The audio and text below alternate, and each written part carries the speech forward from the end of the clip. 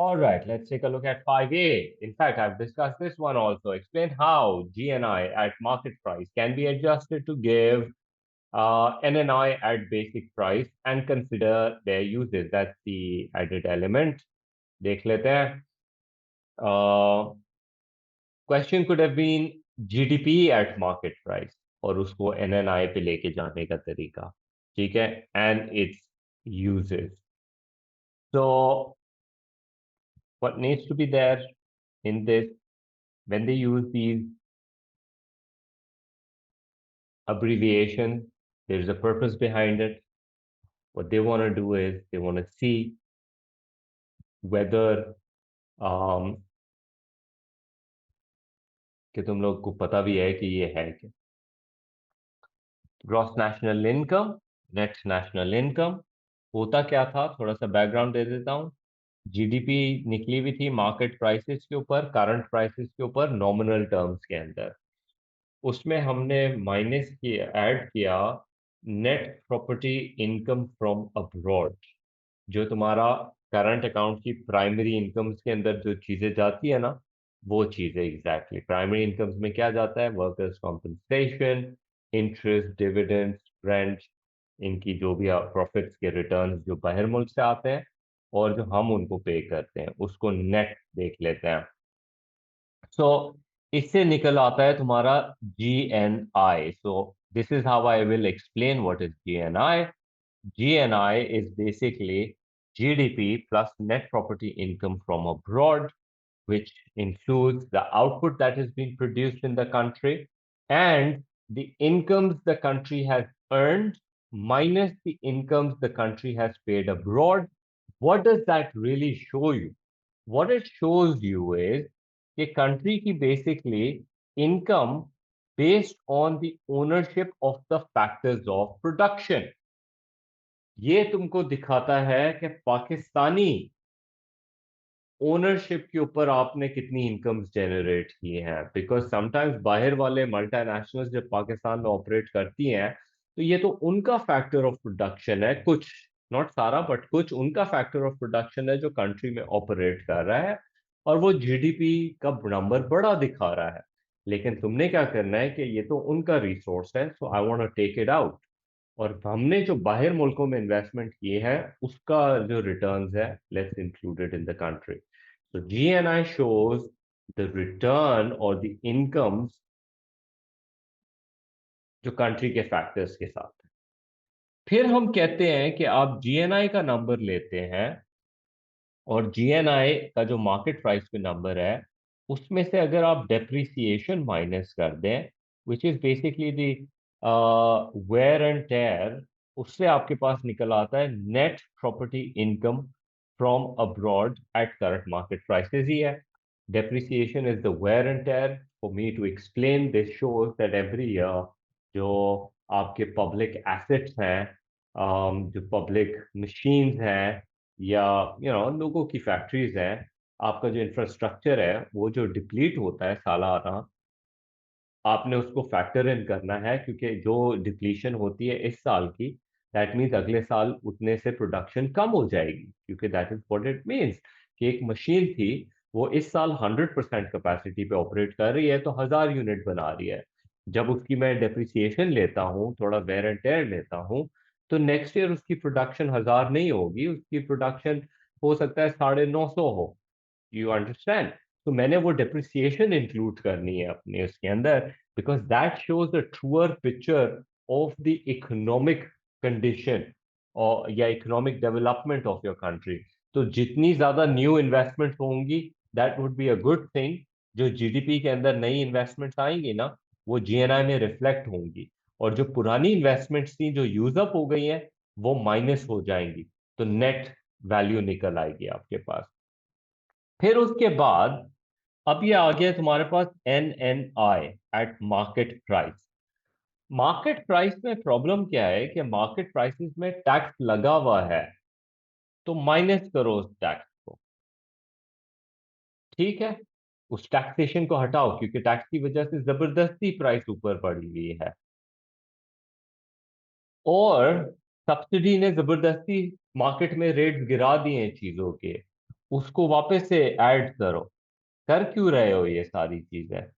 कर इसलिए रहे हैं हम, क्योंकि हम चाहते हैं टू फाइंड आउट कि असल के अंदर फैक्टर कॉस्ट पे चीजें कितनी की बनी है। Let me give you an example, why does this matter? Market price versus factor cost. European, ये this is there in one of the Netflix की documentary, is called cow conspiracy और cow conspiracy or something like that. The idea that they're showing is, एक Africa का गांव है। उस गांव के अंदर लोग अपनी खुद भैंस पालते हैं ताकि मिल्क का एक्सेस हो उनके पास। ठीक है। For to feed those cows they have to purchase food which is obviously drought वाली एक dry places के अंदर it's a costly process। लेकिन चलो अगर ड्राई भी नहीं है तो उसकी आपको प्रोडक्शन करनी है तो obviously there is a cost that goes into it. And when you want to feed those cows and when they give milk there is a certain price for that milk in the local domestic market. एक तरफ ये situation है। दूसरी तरफ what they showed was कि उसी गांव के अंदर जहाँ गाय बंधी हुई है उसी के सामने एक ग्रोसरी स्टोर है, छोटा सा किराना स्टोर जो कहते हैं हम अपनी लोकल मार्केट में, एक छोटी सी दुकान जिसमें बाहर सामने जो है वो बैरियर लगा होता है या शेल्फ लगा होता है, and you tell the guy and he goes and he picks stuff for you. Kirana store छोटा सा, I think that's an actual word, kirana store. Case study आ चुकी है यूट्यूब पे इस पे। तो अब उस किराना स्टोर के अंदर पैकेट के अंदर पाउडर्ड मिल्क मिल रहे हैं, ईयू के, यूरोपियन कंट्रीज के पाउडर्ड मिल्क जो शिप होके ऑल द वे यूरोप से कहीं से आए हैं। तो अब इसका प्रोसेस देखो, और वो सस्ता मिल रहा है बाय द वे, वो पाउडर्ड मिल्क ज्यादा सस्ता मिल रहा है, ज्यादा कॉस्ट इफेक्टिव है एक अफ्रीकन लीटर ऑफ मिल्क है। अब प्रोसेस से सुनो। वेस्ट के अंदर वो मिल्क प्रोड्यूस हुआ एक हाई इनकम सोसाइटी में, जहां पे पर आवर रेट एक बंदे को फॉर देयर वर्क इतना मिलता है कि एक महीना महीने में कमाए उतना उसको एक दिन में मिलता है। Do you understand? That is the difference. अब उस फार्मर ने जिसकी यूरोस के अंदर सैलरी है, मॉर्गेज है, एक्सपेंसिव फार्म है, उसने मिल्क प्रोड्यूस किया, फिर वो मिल्क प्रोसेस हुआ, उसको पाउडर फॉर्म में कन्वर्ट किया, उसको पैकेज किया, उसको अक्रॉस कॉन्टिनेंट शिप किया, और वो उसके बाद भी सस्ता है। एक सामने गाय बंधी हुई है, उसको चारा खिला रहे हो और उसके मिल्क से। Now that is such a weird thing. The reason what is going on is, जो आप उस मिल्क की, अफ्रीका की गाय की जो मिल्क की प्राइस है, आप फैक्टर कॉस्ट पे ले रहे हो कि इसको बनाने में क्या खर्चा हुआ, ये 200 रुपए लीटर के ऊपर है। ठीक है। और जो बाहर से वो एक प्रोडक्ट आ रहा है उसकी प्राइस को जब आप देखते हो तो उसमें प्रॉब्लम ये है कि यूरोप के अंदर आपको एक एक गाय के ऊपर पर डे के हिसाब से कई डॉलर या यूरोस का सब्सिडी मिलती है। Do you understand? That milk that you are consuming from euro, you're thinking कि यार ये तो सस्ता दूध है। भाई, फैक्टर कॉस्ट पे जाओगे तो असल में वो बहुत महंगा है। उस पे सब्सिडी इतनी लगी हुई है कि उसने उसकी मार्केट प्राइस को बिल्कुल नीचे कर दिया है।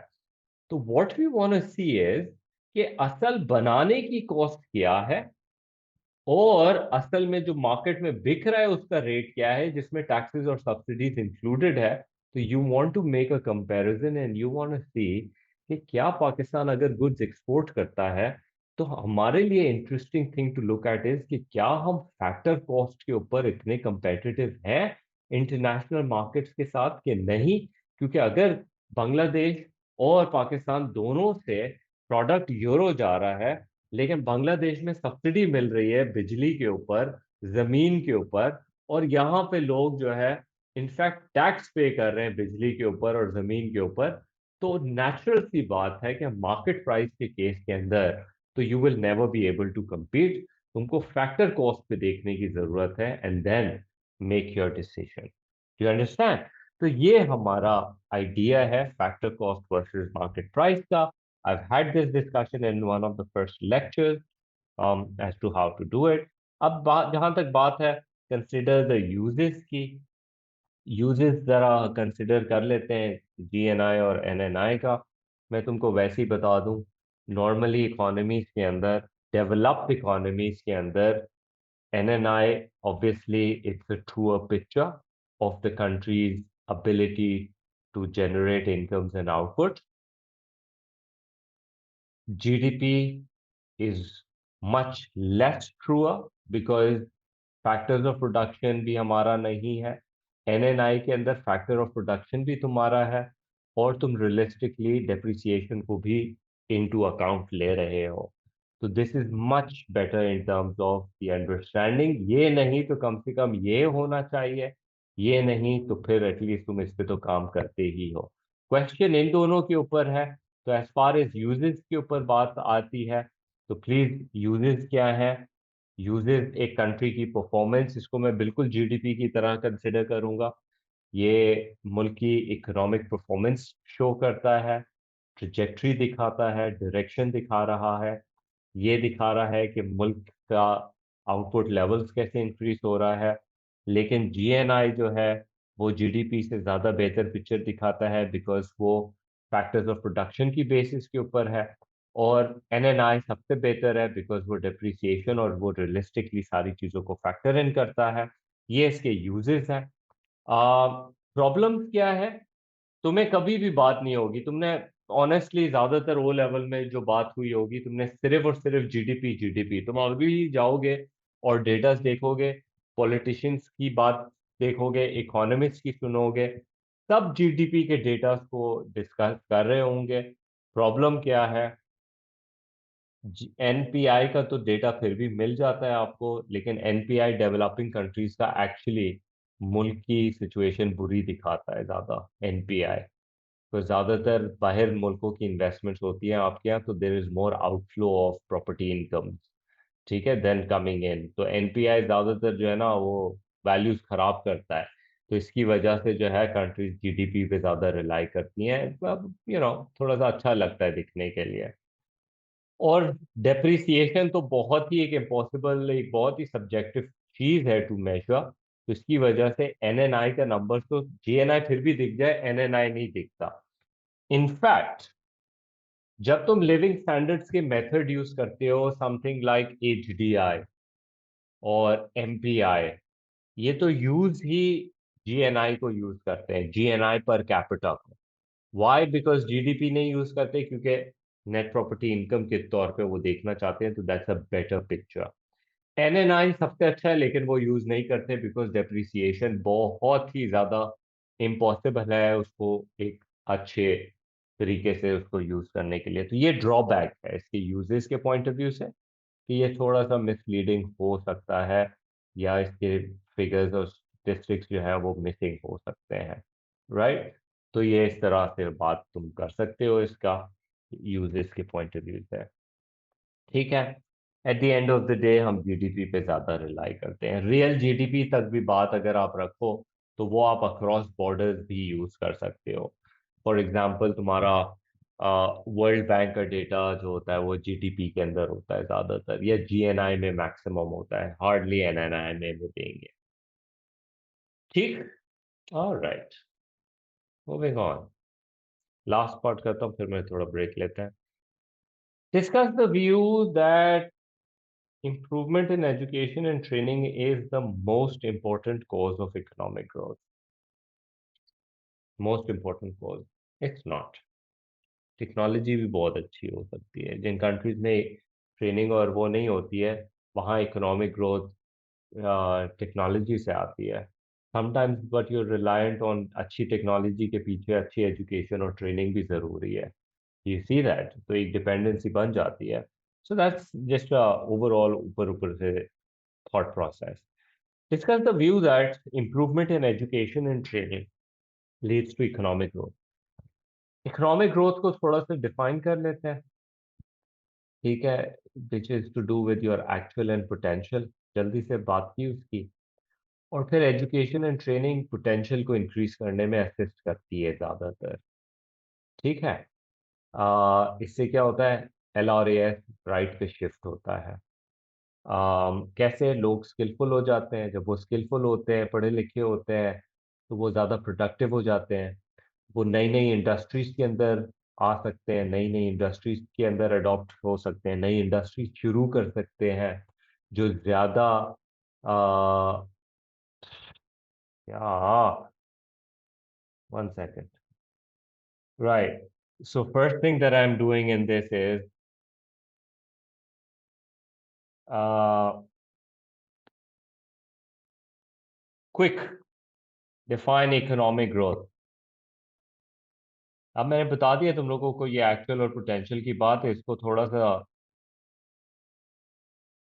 लेकर आया करो अपनी डिस्कशन में, और अपनी राइटिंग के ये स्टैंडर्डाइज चीज़ें करो ताकि तुम एक स्टैंडर्डाइज तरीके से ये जल्दी जल्दी से लिख सको, ठीक है। You don't have time. वही मैंने अभी बात की, ये क्या दिखाता है, इंक्रीज इन आउटपुट, और ये शॉर्ट रन सिचुएशन दिखाता है। ये क्या है, पोटेंशियल, ये कैपेसिटी की बात करता है, productive capacity was the word use, ये लॉन्ग रन को दिखाता है। फिर मैं बात करूंगा कि एजुकेशन एंड ट्रेनिंग किस तरह से आउटपुट या इकोनॉमिक ग्रोथ को इंक्रीज करने में असिस्ट कर सकती हैं। तो क्लियरली हमें पता है ये ज़्यादातर जो है ये एक लॉन्ग रन स्ट्रैटेजी है जो कैपेसिटी को बढ़ाने में हेल्प कर सकती है, ठीक है। इसमें मैं मेंशन भी कर सकता हूँ कि PPC का मेरा जो है वो आउटवर्ड शिफ्ट करेगा। अच्छा कनेक्शन बनाओ, एग्जामिनर को कुछ लगेगा कि बच्चे को समझ है चीज़ों की। सही है, आउटवर्ड शिफ्ट करेगा एजुकेशन से। न्यू इंडस्ट्रीज आएंगी, न्यू इंडस्ट्रीज राइज करेंगी, उससे भी आउटपुट में इजाफा आएगा। That's also a good thing, right. ठीक है, तो ये LRAS और उसके साथ जो भी तुमने कनेक्शन बनाने, यू कैन डू दैट। फिर तुम्हें एटलीस्ट दो और की बात करनी चाहिए इकोनॉमिक ग्रोथ के लिए। और क्या चीजें हो सकती हैं, मैंने तो बात की है टेक्नोलॉजी की। Technology definitely is one of the important ones, ठीक है। तो फिर तुम टेक्नोलॉजी की बात करोगे, टेक्नोलॉजी अगर तुम अडॉप्ट करोगे तो उसकी वजह से डेफिनेटली आउटपुट इंक्रीज करेगा। क्यों? क्योंकि टेक्नोलॉजी अगेन प्रोडक्टिविटी से लिंक्ड है। टेक्नोलॉजी टॉक्स अबाउट कि प्रोडक्टिविटी जो है वो राइज करती है, लोग जो है वो, you know, what I want to talk about here is something like, या इवैल्यूएशन में भी कर सकते हो। चलो टेक्नोलॉजी हाउ दैट वर्क्स तुम इसकी बात कर लो। और natural resource, sorry, natural resource discovery की भी बात कर सकते हो, ठीक है। But just explain it, economic growth can definitely increase because of exports rising to foreign countries, जिसकी वजह से जो है तुम ज़्यादा कमा सकते हो। I want to focus more on this education, I'm focusing more on productive capacity के ऊपर। बट एक्चुअल के इंक्रीज के अंदर तुम एक्सपोर्ट के राइज को डेफिनेटली तुम उसको रीजन में रख सकते हो। But my evaluation for this one should be discuss the view that improvement in education and training is the most important। मैंने क्या कहना है,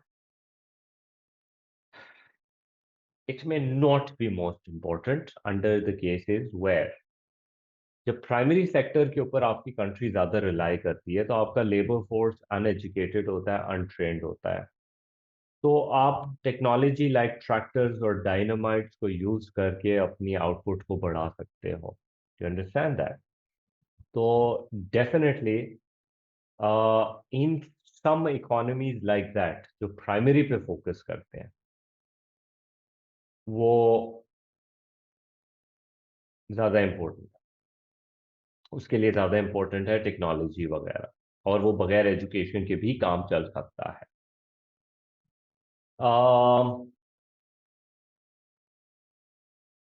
हाउएवर, अच्छी टेक्नोलॉजीज को ऑपरेट करने के लिए आपके पास अच्छी एजुकेशन और ट्रेंड वर्कफोर्स होना जरूरी है। फॉर एग्जाम्पल, पाकिस्तान के केस के अंदर AI is the new technology, और एआई और रोबोटिक्स को यूज करने के लिए हमें बहुत ही ज्यादा एजुकेटेड और ट्रेंड स्टाफ चाहिए। अब एग्रीकल्चर के पॉइंट ऑफ व्यू से ही सोचो, एग्रीकल्चर पाकिस्तान में होती है किस तरह से, तुम लोगों ने देखी है, वहां जमींदार होता है, वहां फार्मर होता है, ज्यादा से ज्यादा फार्मर ट्रैक्टर यूज कर लेता है, मोटर यूज कर लेता है पानी के लिए। ठीक है, वेस्ट इसके आगे से आगे चली गई है। इसका नेक्स्ट स्टेप क्या है कि आप मैक्सिमम ट्रैक्टर्स पे चले जाएं, ठीक है, और अपना लेबर कम कर लें, तो आपको ज्यादा से ज्यादा जो स्किल्ड लेबर चाहिए वो ट्रैक्टर चाहिए। That's more on the vocational training वाली साइड के ऊपर। ठीक है, फिर उसके बाद अब वेस्टर्न इकोनॉमीज चली गई हैं एआई के ऊपर, रोबोटिक्स के ऊपर, सॉफ्टवेयर के ऊपर। तो उसके लिए जो आपको बंदा चाहिए वो बहुत ज्यादा सोफिस्टिकेटेड चाहिए, बिकॉज उसको ट्रबल शूटिंग आनी चाहिए, उसको रोबोट चलाना आना चाहिए, उसको सॉफ्टवेयर, उसको एल्गोरिदम्स बनाने आने चाहिए। ठीक है, काम वही कर रहा है एग्रीकल्चर का, लेकिन इसके अंदर जो तुम्हारा स्किलफुल लेबर रिक्वायरमेंट है, so what I would say, like for example, I would say in Pakistan case, मैं कहूँगा कि हाँ जी, पाकिस्तान के केस के लिए education and training is the most important cause of economic growth. Because technology भी यूज़ करोगे तो at the end of the day technology को यूज़ करने के लिए भी आपको इम्प्रूवमेंट की ज़रूरत है एजुकेशन और ट्रेनिंग के अंदर। पाकिस्तान के सारे मसलों का हल is an educated workforce right now. You understand, that is it. अगर पाकिस्तान का कोई हल सोच की बात अगर कोई ट्रू नेचर में करना चाहे और कहे, तो that is all this is education to the population, that's it. जितनी लेवल के ऊपर कर सकते हो मैक्सिमम, उतने लेवल के ऊपर करो, things will sort out itself. You understand that. तो ये बातें होती हैं, फिर इसमें शॉर्ट रन लॉन्ग रन बहुत तुम आर्ग्यूमेंट्स कर सकते हो कि एजुकेशन का बहुत लॉन्ग रन इम्पैक्ट होता है, हमें जल्दी रिजल्ट चाहिए वगैरह वगैरह। दैट्स फाइन, ठीक है, वो अपनी जगह बात ठीक है। So question number 6, let's take a look at question number 6. In fact, it looks very similar to what we've already done it. But still, फिर भी देख लेते हैं एक दफा। Um, so as far as first part goes, with the help of diagrams, plural में है, explain what is meant by equilibrium in ADAS model and comment on its usefulness. क्या ही बात है, यूजफुलनेस वाला जो पार्ट है ना वो इम्पोर्टेंट है। जहां तक बात है एडीएएफ की, उसका जो इक्विलिब्रियम होता है, हमारा इक्विलिब्रियम क्या होता है, जहां पे हम कहते हैं कि aggregate demand and aggregate supply curve intersects, right, that is where an equilibrium is taking place. जहां तक इक्विलिब्रियम की बात है, there are a few things that I would actually quote from the book about this equilibrium and disequilibrium. Macroeconomic equilibrium, the equilibrium level of output and the price levels are determined where aggregate demand is equals to aggregate supply. इसका diagram बनाएंगे, वो diagram show करेंगे कि कहाँ पे वो जहाँ पे इंटरसेक्शन आएगी वहां पे आपका इक्विलिब्रियम प्राइस लेवल, उस प्राइस लेवल के ऊपर रियल जीडीपी कितना अचीव हो रहा है। If the equilibrium price level is below the equilibrium, right, कर चुके हैं कई दफा। सिर्फ और सिर्फ यहाँ जो तुम लोग गड़बड़ करोगे ना, वो तुम अपने डायग्राम की गड़बड़ करोगे। Aggregate demand, aggregate supply, output level, ये मेरा इक्विलिब्रियम है, इस प्राइस लेवल पे इतनी GDP, E O. Then they're saying if the price level is below equilibrium, so definitely what you have is a disequilibrium. तो हो क्या रहा है कि there is an excess demand as compared to excess supply. So that will sort of like push the prices up. और जब prices up होंगी तो overall production बढ़ेगी economy में, overall consumption गिरेगी until we reach an equilibrium. If the price level is above equilibrium, the quantity demanded overall, I don't think I should use quantity demanded. There is an excess supply, which will cause the prices to fall. And as a result, a new equilibrium will be achieved. ठीक है जी। Equilibrium की जो position है वो change हो सकती है। कैसे चेंज होगी? अब दूसरा डायग्राम बनेगा। डायग्राम्स बोला है तो कोई वजह ही थी कि उन्होंने डायग्राम्स बोला है। तो very briefly what I will do is I will talk about my another alternative कि और क्या हो सकता है। So if this is my current level of equilibrium and if aggregate demand increases and shifts to the right, AD इस तरह से right पे शिफ्ट हुआ, डिसइक्विलिब्रियम क्रिएट हुआ, प्राइस लेवल्स ऊपर बढ़ी और इकोनॉमी जाके सेटल हो गई इधर। ये तुम्हारा इक्विलिब्रियम्स की बात हो गई है। इसकी यूजफुलनेस क्या है भाई? इसकी यूजफुलनेस ये है कि इसके जो एक्सेस हैं उसके ऊपर हम प्राइस स्टेबिलिटी यानी इन्फ्लेशन के डायरेक्शन की बात कर सकते हैं, इकोनॉमिक ग्रोथ और एम्प्लॉयमेंट की बात कर सकते हैं।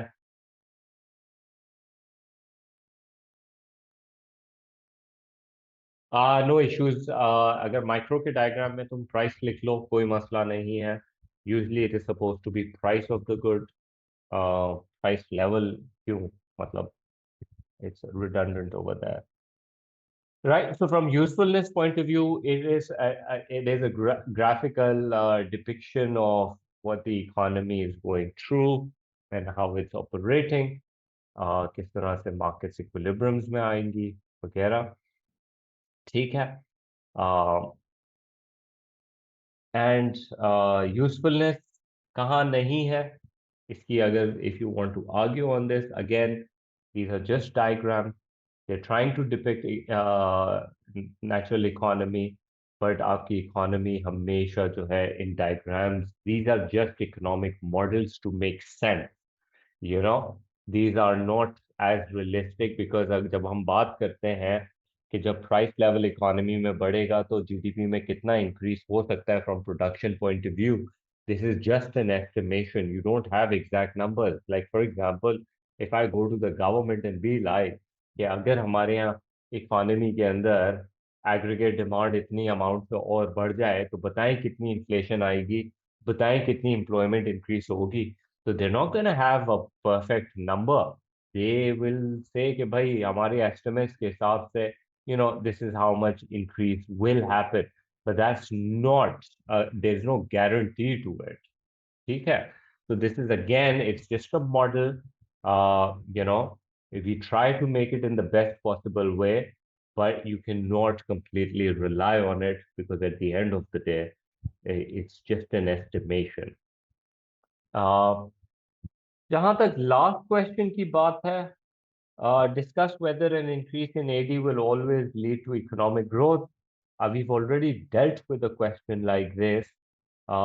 Economic growth, AD के increase होने से diagram बना के दिखाना चाहो तो, और वो जो LRAS वाला किया था, we did exactly similar question like this. It will not, unemployment और फुल एम्प्लॉयमेंट के अंदर हमने डिफरेंसेस देखे थे और उसके ऊपर हमने फिर डिस्कशन किया था, राइट? तो that's where the differences is इसके अंदर। So yeah I am gonna stop here for this one.